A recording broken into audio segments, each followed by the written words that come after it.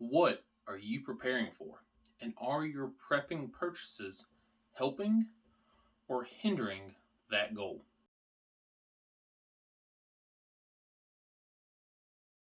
Hey everyone, welcome back to the Time Preparedness channel.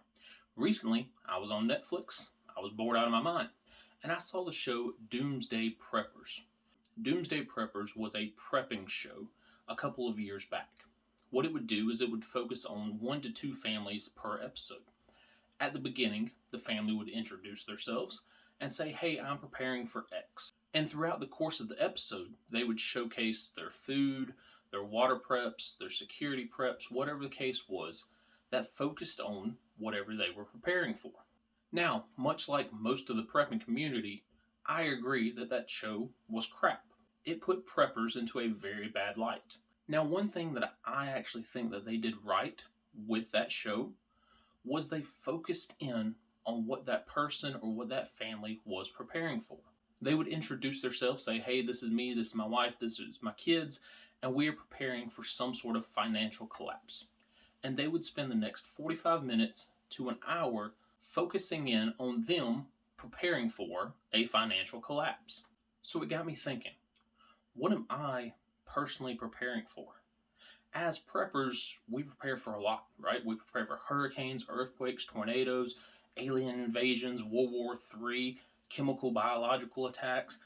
It's a lot. So I asked myself, hey, what am I actually prepping for? Am I prepping in general for all these categories, or am I only focusing on 1 or 2 right now? So for the rest of this video, I want to focus in on the 2 things that I am currently preparing for and the purchases that I've made, or the skills that I've learned, or the items that I've picked up, and how they can help these 2 categories. Now, if you are a content creator watching this, listen, I love VRs, I love video responses, and I would love to see a VR to this. I would love to see what you are prepping for right now.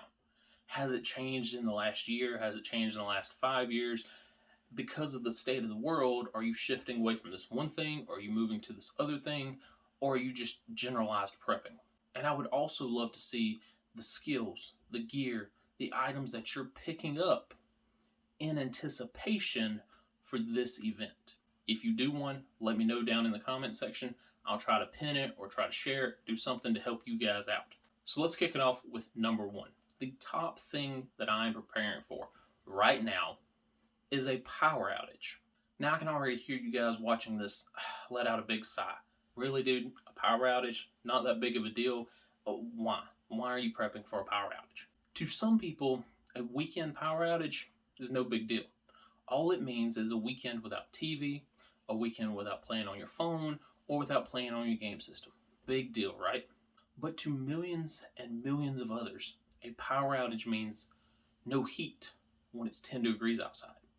A power outage means no air conditioning, no fans running when it's 110 degrees outside.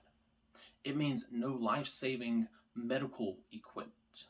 When you lose electricity, when you lose power, it doesn't just mean you lose your TV for the weekend. It means your electric stove no longer works. It means the water coming from your tap shuts off or stops. It could mean, much like in Texas, that the natural gas coming into your house to heat your home, to keep you alive during the wintertime, stops. So yes, for many people, a power outage is nothing more than a nuisance. But for millions of others, a power outage could mean the difference between life and death. Now, luckily, at this house currently, we haven't had any major power outages. We've lost power for about 10 to 12 hours, and that's the longest period of time. But growing up, losing power, that just went with the terrain. A snowstorm would come by, and you lose power for a week. Where a hurricane would blow through, and you lose power for 2 weeks. Was it a life or death situation? Not necessarily in those situations. But think about Puerto Rico. Think about going a year without power. Now, a weekend power outage, that is nothing more than a test run. It is a way to test your skills. It is a way to test your gear. But what happens when that weekend power outage becomes a week long, becomes a month long, or like the people in Puerto Rico, it becomes a year long power outage? I'm focusing more on electricity, more on power, on having it, on generating it, on making sure that I can have heat, that I can have air, that I can have lights, and most importantly for me, that I can have a freezer full of food that stays frozen for longer than 2 days. Now, what are some things that I've picked up or that I've bought or that I've reviewed that can help me focus in on losing power? Start off with the lights. Lighting up your house prevents you from tripping and breaking something. It helps you see what went bump in the night, and it also helps you get around. When the sun goes down and it becomes dark at 6 p.m. during the wintertime, and it doesn't come back up until 6, 7, 8 o'clock a.m., it limits your day. It limits the amount of stuff you can do. Some of my lighting options include an entire solar lights out kit. You set these items out in the sun, throughout the day they get charged, and you can use them all night long. I also have an entire battery operated lights out kit. These are items that I'm willing to pass out to neighbors, to friends, to families, throw a couple batteries in them, and they can light up rooms, they can light up areas, they can even light up entire houses. I also include the deciwatt NowLight. No batteries required. Solar if you have the input, or you can just crank for a few times and have unlimited light. The BioLight Solar Home 620 is another good option. It gives you 4 lights, one of which is motion censored, and an FM radio. I also have the eco-worthy 84 amp power station. Now they call it a power station. It basically can charge a phone. That's about it. So for lighting during a power outage, I'm good. I can light up my house and 3 houses down. I got plenty of lights. Number 2 is cooking. A lot of people forget that if the power goes out, they can no longer cook because millions of people have an electric stove. You lose the electricity, there's no way to cook. My backup options include portable camping stoves that fit in bug-out bags or get-home bags. They include a charcoal grill and a propane grill. This also includes solar ovens. Now I have both the GoSun Go and the GoSun Sport. Solar cooking is excellent because you don't waste fuel. You don't waste the propane. You don't waste the charcoal.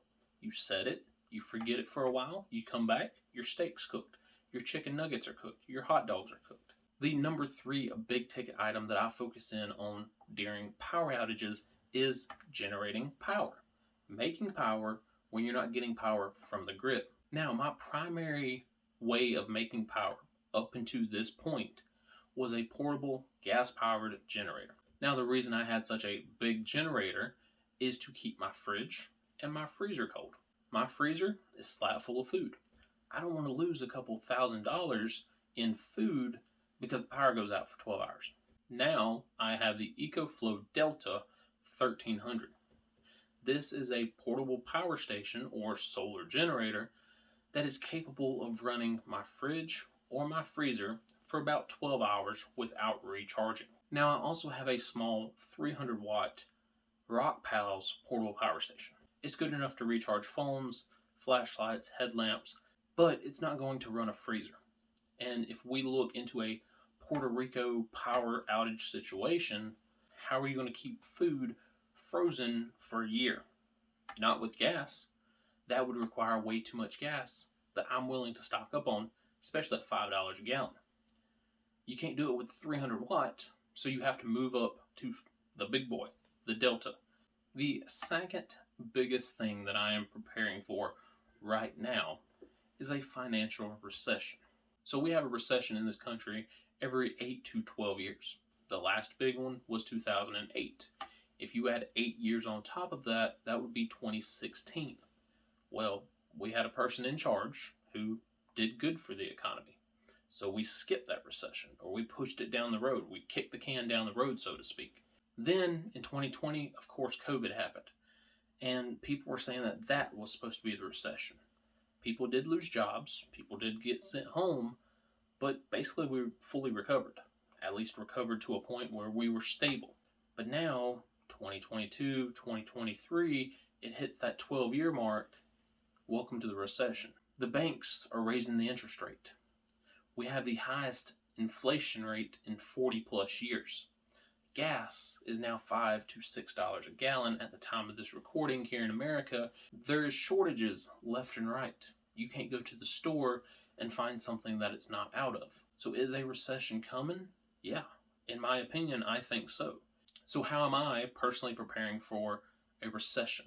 Well, I would love to sit up here and tell you that I follow the Dave Ramsey School of Financial Preparedness, and that I have $10,000 sitting in the bank, and then I have $5,000 cash on me, and then I pay cash for every single thing I own, and my home's paid off, and my cars are paid off. I would love to sit here and tell you that, but I'm a realist. I'm much like you guys. I live paycheck to paycheck, or paycheck till a couple days after a paycheck. And it's not that we have that many bills, it's just that I'm the only person working in my house. Money gets tight. So how am I preparing for the financial recession? By trying to pay things off. We have $0 in credit card debt. That is awesome. That is excellent. Now, we do put everything on a credit card, but we pay it off. We make sure we pay it off. We don't buy anything that we can't afford to pay off that minute. Number two, right now we are trying to put more money onto the bills that we owe. House payment, car payment is basically the biggest bills that we have. We are trying to pay them off. Now, am I going to pay off a 30-year mortgage in the next 6 months? Not happening. Number three, right now I'm picking up as much overtime as I can to have more money in the bank. But also I'm making sure that I have extra income sources. Now, in next week's video, I will be talking about kind of more along the lines of this. But one of my extra income sources is EMT work. So tomorrow if I walk in at 5:45 in the morning, they said, sorry bud, we don't need you anymore. You gotta go. Okay, whatever. By 5 o'clock that afternoon, I could be on an EMS truck. Now, again, not making the same money I'm making, but still bringing in an income. I remember in 2008, you worked terrible jobs because they paid you. Right now, people are, I don't want to work at McDonald's because they don't pay me enough, or because I hate the hours, I don't want to work weekends. Back then, if McDonald's offered you a job, you freaking took it. It didn't matter if you were working holidays, weekends, weekdays. You took it. Because if you didn't take it, the next person in line was going to. So having a second stream of income, or at least a stream of income that I can go to in case my primary doesn't work out. The third thing that we are doing to get ready for some sort of recession is something we should have been doing a long time ago. And that is focusing more on our budget. So me and my wife have both sat down and we have discussed what we can remove from our budget or reduce from our budget to have more spending money. Do we really need this top high-speed internet that costs us $80-90 a month? Or would we be good with the basic package that's only $35? One of our biggest problems is grocery shopping. We are both impulse buyers. And when we go into a massive playground area like Sam's Club, it is easy to spend money. It is easy to spend a lot of money. So we are focusing in our budget. We are tightening things up. Just in case I lose hours at work, just in case I can't pick up my side gig, just in case I get fired for some reason. We are focusing in and saying, okay, this is what we can spend. This is how much we can spend this week, next week, the week after. Those are my top two things that I am preparing for right now. Tune into next week's video, and I will be talking more about recession preparedness, and what I'm doing more in depth. But again, if you are a content creator, do a VR to this. I want to know what you're preparing for, and I want to know what you're buying, how you're setting yourself up, what gear, what skills, what you're learning to be ready for those events. That's all I got for today's video. Hope you guys enjoyed. Again, down in the comment section below, let me know what you're preparing for, what you're doing. Even if you don't have a channel, you don't want to do a VR to it, toss some ideas down in the comment section so we can start going back and forth. Oh, that's a good item to pick up. Oh, that's a good skill to know. Let me know down in the comment section below. Guys, that's all I got for today. T2 out.